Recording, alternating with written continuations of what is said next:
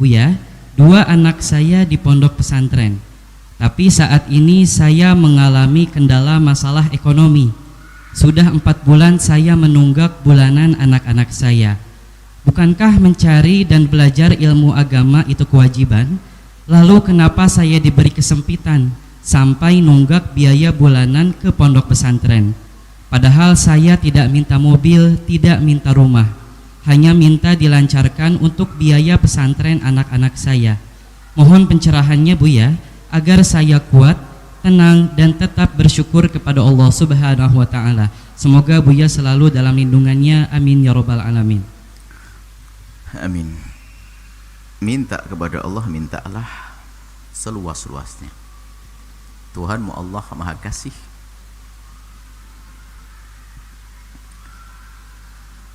Jadi jangan sampai kita di saat mohon kepada Allah, mohonnya orang marah. Sebetulnya kita marah kepada Allah. Halus contoh, seorang keluarga hendak diberi oleh Allah anak, tapi diberi oleh Allah kekayaan yang melimpah. Akhirnya, ya Allah, daripada kau beri kekayaan, mending kekayaan habis, yang penting punya anak. Nah ini kan marah sebetulnya. Diiyai betul, nangis dia. Biasanya kita sering marah kalau doa pada Allah, bukan dengan penuh kesadaran. Ya Allah, daripada anak kaya melimpah tapi enggak, mending punya anak biarpun melarat. Oh enggak. Kisah Nabi Yusuf juga begitu.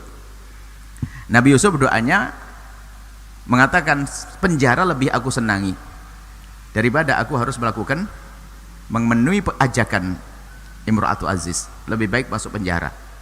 Gara-gara ngomong lebih baik masuk penjara, di penjara. Coba nggak ngomong begitu, tidak. Artinya kalau ngomong yang benar, yang baik, mending kalau tadi, ya Allah, seperti kau mudahkan rizki untukku, berikan pada kau anak. Ngomong gitu, jangan marah kepada Allah. Ya Allah, cari istri kok susah banget, yang penting perempuan nggak apa-apa. Dapat perempuan saja, bilang yang nggak boleh marah dengan Allah. Tetap mintanya yang istimewa. Kalau minta surga pun ya Allah, yang penting masuk surga di terasnya pun nggak apa-apa. Jangan ngomong gitu, minta Firdaus. Dengan Allah tuh begitu. Sebetulnya ada nada marah itu ada. Kebahagiaan, ya Allah, mending ini ada marah sebetulnya kepada Allah. Lo kok marah dengan Allah? Saya udah minta mobil, ya Allah, minta sekolah cukup dok. Lah kenapa ada ngomong gitu? Dikasih mobil mau enggak? Loh, nah ini harus dirubah keimanan kita dengan Allah. Ya. Seperti itu. Jadi dengan Allah penuh adab, penuh tata krama.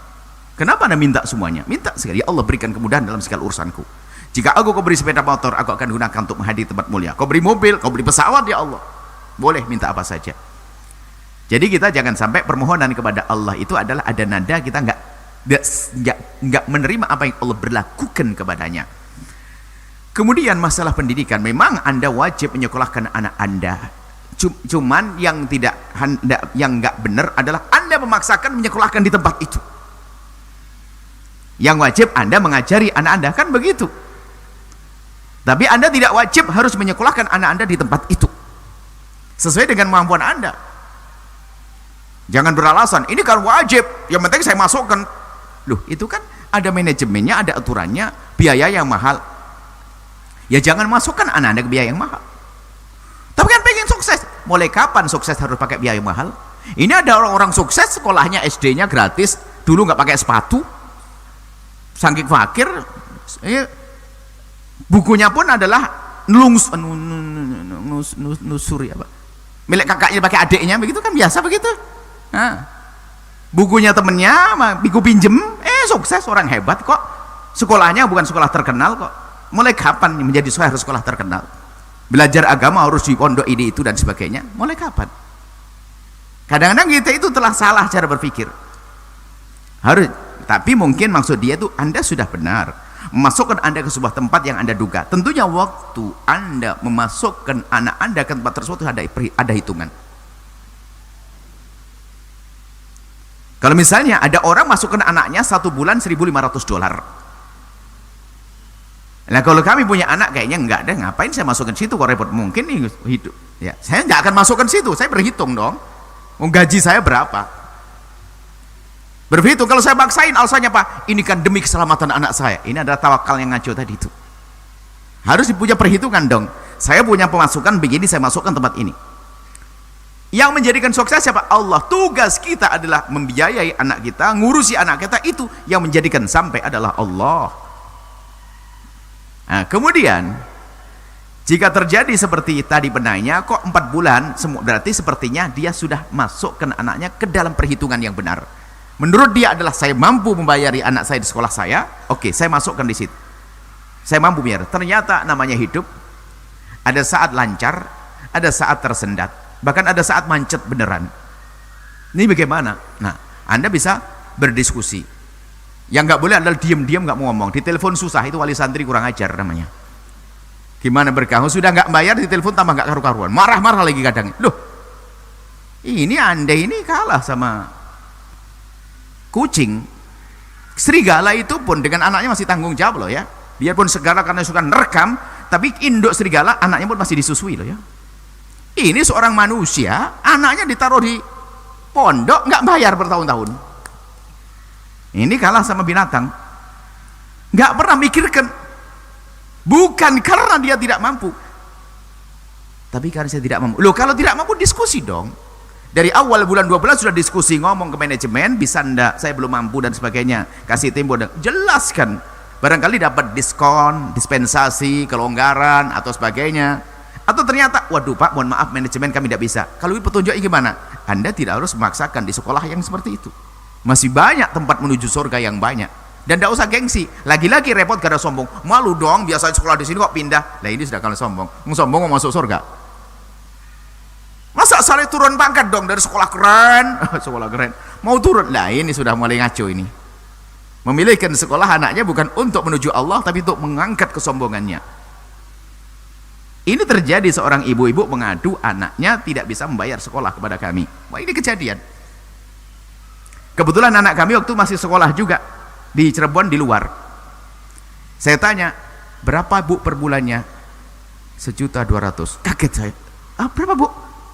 120 tak pikir. 1.200.000. Lah, saya punya anak sebulan 75.000. Yang sebulan 1.200.000 minta solusi di anaknya yang sebulannya 75.000. Wah, ini keblinger saya, yang keblinger dia keblinger saya. Saya mikir, kenapa maksain? Rupanya dia menyekolahkan anak sekolah yang mahal. Jadi kalau anaknya di sekolah yang mahal langsung ibunya kaya kan itu. Dan nanti wali santrinya hobi kuliner, ini ya action, pamer laptop, pamer gelang, pamer tas baru dari Singapura, dari Australia itu. Ada sebutan sekolah kan bilang gitu. Ini orang nggak mampu masukkan anaknya sekolah ke situ hanya pengen action, yang nyungsep suaminya. Nah ini model begini ini ada atau tidak? Ada di Cirebon juga. Karena kejadian, aduh. Ini orang salah konsultasi. Wong anak saya cuma 75.000 waktu itu. Ini 100.200.000. Ya udah. Akhirnya jadi bahan bahwasanya ada sebagian orang itu adalah mengangkat kesombongannya, bukan menghantarkan anak kepada kesuksesan. Sehingga harus keren-kerenan, bayar mahal dan sebagainya. Termasuk contoh saja di pondok kita. Pondok kita memang ada sekolah bayar. Tapi ada sekolah untuk sukses, ada yang dengan ini, ada kelas tafaku, ada kelas ini. Kadang-kadang nggak mau, kalau ini nggak mau, sudah mulai ngikuti kesombongannya. Yang penting anakku dihantarkan kepada kemuliaan, kan selesai. Kalau tidak pondok ini, pindah ke pondok yang lain. Maksud kami, kalau memang Anda tidak mampu membiayai di pondok tersebut, ya sudah. Anda minta petunjuk kepada ustadznya agar dipindahkan ke tempat yang lain yang sekiranya secara akidah juga aman dan sebagainya. Mungkin bisa lebih murah di tempat tersebut. Mungkin ada yang lebih dapat rekomendasi dari ustadz tersebut. Seorang kiai pasti berikan solusi. Kalau itu di pondok. Nggak mungkin dibuang begitu saja, asalkan kitanya benar. Bukan itu telepon susah, direject, marah-marah dan sebagainya. Ini nggak benar. Itu maksud kami adalah Anda bisa berdiskusi. Ini jawabannya, diskusi kepada yang punya pondok tentang keadaan anak Anda agar diberi gambaran solusi. Apakah nanti ada diskon, dispensasi dan seterusnya, atau ternyata jika memang tidak mungkin di situ, bisa dialihkan ke tempat yang mana, tentunya dengan petunjuk guru, maka dengan adab, maka Anda akan sampai kepada Allah. Yang nggak benar tidak pakai adab, dicomot langsung tunggakannya berjuta-juta. Ini kan ada. Kita kan juga ada pesantren, ada orang tunggakannya banyak, tiba-tiba pergi begitu saja. Akhirnya kasihan pondok. Bukan kasihan pondok, kasihan dia dong yang berjalan. Kok kasihan pondok? Aneh banget, Anda ini salah berpikir juga. Yang kasihan dia.